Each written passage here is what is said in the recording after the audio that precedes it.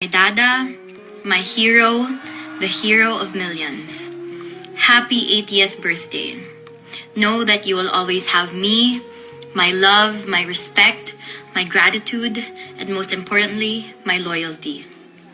I will never ever turn my back on you. You have cared for me since the moment you laid eyes on me. Now that I am capable, it is time to return the favor. Mira and I will be waiting at home for you, where we will tell you stories about what's been going on with our lives. I am living my life every day for you, and I am doing the best I can to commit to the promise I made to you. Da, kahibaw ko nga nay gisumbong si Ate Inday nimo, pero ayaw kabalaka, kay ichikaran ako tanan pag uli nimo pohon. Kahibaw na ka sa kong pasabot. Happy birthday, kaon, tulog, og exercise diha. Talk to God and be still in knowing that we are all fighting for you. Makakaon na lagi ka og buwad og munggo pohon. I love you, Dada.